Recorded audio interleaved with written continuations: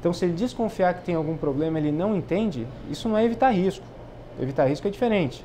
Sem risco não tem retorno. Se ele não entende o risco que ele está correndo, ele tende a não investir, o bom investidor. Tá? Se ele entende o risco, é óbvio que ele quer correr risco, porque ele também busca retorno.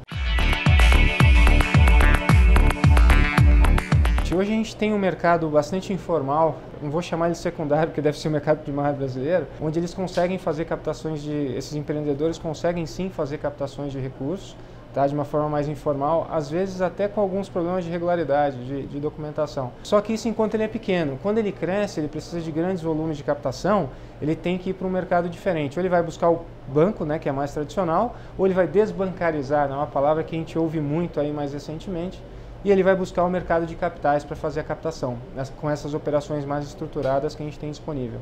Olha, uma operação estruturada, geralmente acima de 10 a 15 milhões de reais, ela passa a ser mais interessante em função dos custos de estruturação, mas só por isso.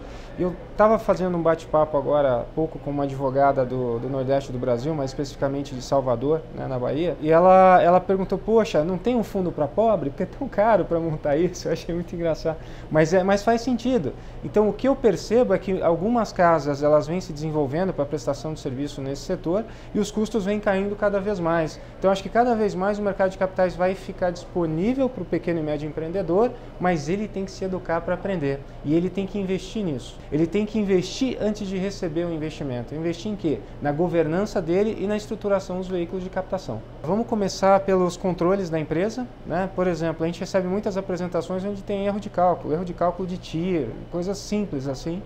Então ele precisa de algum tipo de assessoria para deixar isso em dia. Então vamos começar aí pelos controles. A outra é a formatação da sociedade e dos veículos de investimento, como eles estão linkados. Às vezes ele pega uma empresa que vende alguma coisa para outra, que vende para outra, e ele acabou prejudicando a possibilidade de ele conseguir algum tipo de captação no mercado de capitais. Eu estava até comentando com um colega agora há pouco, a gente falava em 6, 7 anos atrás, loteamento era muito arriscado. Né, por causa da documentação, por causa da nossa estrutura regulatória no país, né, jurídica. E hoje, cada vez mais, você vê os investidores procurando loteamento em função das suas margens, que são muito boas.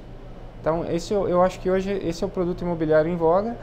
Muitas pessoas falando aqui do fractional e do time sharing com dificuldade, na realidade, de aculturar o brasileiro para esse tipo de projeto, mas é um projeto que pessoalmente eu acho interessante também. Ele pode ter boas margens de rentabilidade. Se você tem uma boa bandeira hoteleira, um bom projeto e realmente segue aquela agenda que você prometeu para os seus investidores, tem tudo para ter sucesso. O bom investidor, ele investe naquilo que ele entende. Se ele não entende, ele não investe. Então, se ele desconfiar que tem algum problema, ele não entende, isso não é evitar risco. Evitar risco é diferente. Sem risco não tem retorno. Se ele não entende o risco que ele está correndo, ele tende a não investir, o bom investidor. Tá? Se ele entende o risco, é óbvio que ele quer correr risco, porque ele também busca retorno. Essas duas palavras estão associadas geralmente, risco e retorno.